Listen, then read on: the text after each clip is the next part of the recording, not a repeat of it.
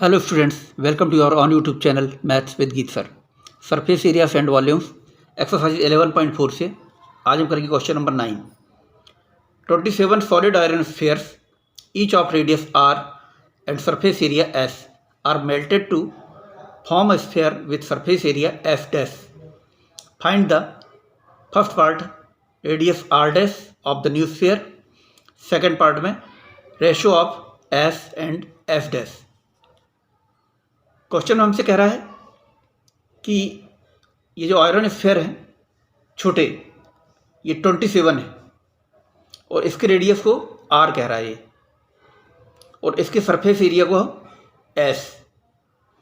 ऐसे 27 छोटे जो स्फीयर्स हैं उन्हें पिघला दिया जाता है, आयरन के हैं, और पिघलाने के बाद वो मेल्ट होने के बाद एक बड़ा स्फीयर बना दिया जाता है इस तरीके से.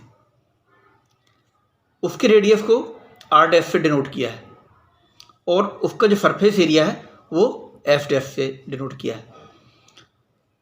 तो सीधी सी बात है कि इस बड़े स्फीयर का जो वॉल्यूम होगा वो इसके जो 27 स्फीयर होंगे, स्मॉल स्फीयर, इनके बराबर ही होगा, क्योंकि इन्हीं को पिघलाकर ये एक बड़ा स्फीयर बनाया जा रहा है. हमें फाइंड करना है फर्स्ट पार्ट में r डैश, यानी कि ये बड़े स्फीयर का रेडियस, और सेकंड पार्ट में रेशो निकालना है s:s1 का, यानी कि स्मॉल जो स्फीयर है ये, इसके सरफेस एरिया का और बड़े वाले सरफेस एरिया के बीच का रेशो निकालना है. वॉल्यूम ऑफ बिग स्फीयर ये बराबर हो गया volume of small sphere into 27, यानी कि 27 जो स्मॉल स्फीयर हैं इनके वॉल्यूम के बराबर बड़े वाले स्फीयर का वॉल्यूम होगा. फार्मूला तो सेम है. इसको जो रेडियस है बिग स्फीयर का उसे हम r डैश लिखिए और जो स्मॉल स्फीयर है उसको r ही लिखा है. तो ये एक इक्वेशन बन गया है. इक्वेशन में जब कोई सेम वैल्यू दोनों तरफ होती है तो वो कैंसिल हो जाती है. तो 4/3 कैंसिल हो जाएगा, पाई से पाई कैंसिल हो जाएगा, और यहाँ पे रहेगा r डैश का cube,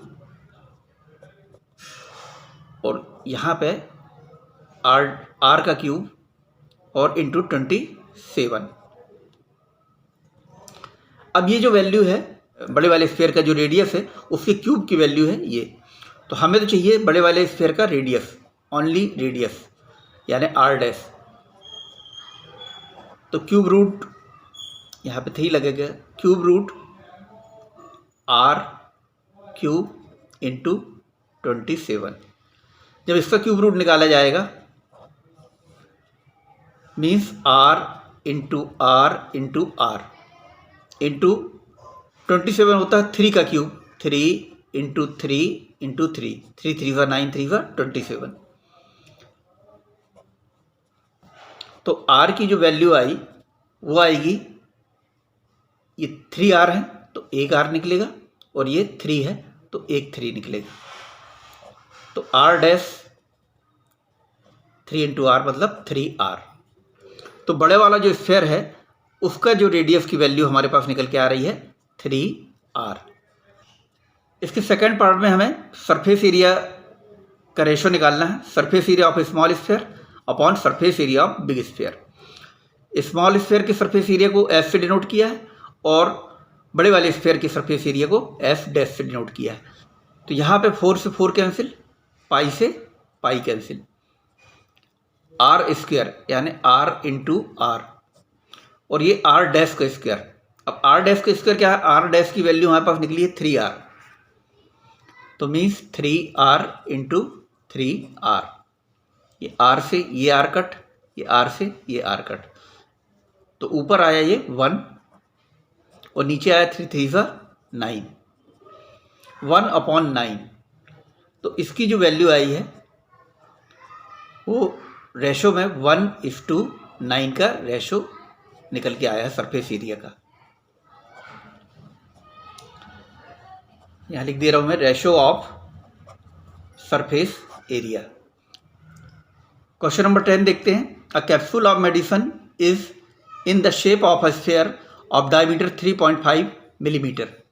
how much medicine in millimetre cube is needed to fill this capsule. कोई एक कैप्सूल है दवाइयों का और जिसका कि शेप स्फीयर शेप है और उसका डायमीटर दिया है 3.5 मिलीमीटर। तो उसके अंदर कितनी मेडिसिन भरी जाएगी जो कि हमें मिलीमीटर क्यूब में बताना है। इसलिए हमें स्फीयर का जो वॉल्यूम निकालेंगे हम, उसी से ये हमें पता चलेगा कि जो मेडिसिन भरी जाएगी वो कितनी होगी। क्वेश्चन में हमें गिवन है जो कैप्सूल है स्फीयर शेप का, उसका डायमीटर 3.5 मिलीमीटर। हमें रेडियस की ज़रूरत है, तो रेडियस डायमीटर का हाफ होता है 3.5/2। यही वैल्यू हम ले लेंगे। कैप्सूल जो कि स्फीयर शेप का है, तो स्फीयर का जो वॉल्यूम निकलेगा वही मेडिसिन नीडेड होगा, उतनी ही मतलब दवा उसके अंदर भरी जा सकती है। Formula 4/3 pi r cube, value put करेंगे 4/3, पाई की वैल्यू 22/7 इंटू रेडियस 3.5/2, क्यूब है तो 3 बार मल्टीप्लाई कर देंगे 3.5/2 इंटू 3.5/2। कट करते हैं पहले 2 इंटू 2, ये 2 2 सा 4 से 4 कट हो गया, 2 से कट होगा 2 1 सा 2, 11 टाइम ये 22 कट हो गया। 7 से कट करते हैं 7 1 सा 7, 7 5 सा 35। एक डिजिट के पहले डेसिमल है तो यहाँ डेसिमल लगा देंगे 0.5।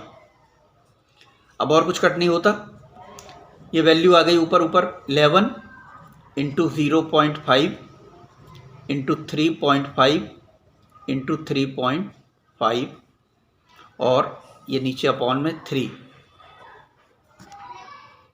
अब आप जब इसे मल्टीप्लाई करेंगे तो पहले डेसिमल इग्नोर कर दें, नंबर को मल्टीप्लाई कर दें, यानी 11 इंटू 5 इंटू 35 इंटू 35। 11 इंटू 5 करेंगे 55, 55 को 35 से मल्टीप्लाई कर दें, जो आए फिर उसको 35 से मल्टीप्लाई कर दें। तो ये वैल्यू आपकी आ जाएगी 67375 और ये अपॉन में 3। तो 67375 अपॉन 3, जब इसे आप 3 से डिवाइड करेंगे तो ये निकल के आएगा आपका 22.458। डेसिमल के बाद 3 डिजिट तक हम वैल्यू लेंगे क्योंकि मिलीमीटर में हमें आंसर देना है। अब ये 22.458, इसे आप राउंड ऑफ करके लिख सकते हैं 22.4 तो है, और 4 के बाद ये जो वैल्यू है 58 यानी 58, यानी कि 60 हो जाएगा। तो यहाँ पे हम सिर्फ 6 लिख देंगे राउंड ऑफ करके, 22.46 और मिलीमीटर क्यूब, यही होगा इसका आंसर। यहाँ पे एक डिजिट के पहले डेसिमल है, यहाँ एक डिजिट के पहले डेसिमल है, एक डिजिट के पहले डेसिमल है, तो 3 डिजिट छोड़ के हम यहाँ पे डेसिमल लगा देंगे। तो ये वैल्यू हमारी निकल के आई 57.375 अपॉन 3, और जब 3 से हम इसे डिवाइड करेंगे तो ये आएगा 22.458। ये अप्रॉक्स में वैल्यू है। This is your answer. मेरे ख्याल से सॉल्यूशन ठीक से समझ में आया होगा आपको। वीडियो पसंद आया तो लाइक करें, चैनल को सब्सक्राइब करें। Thank you.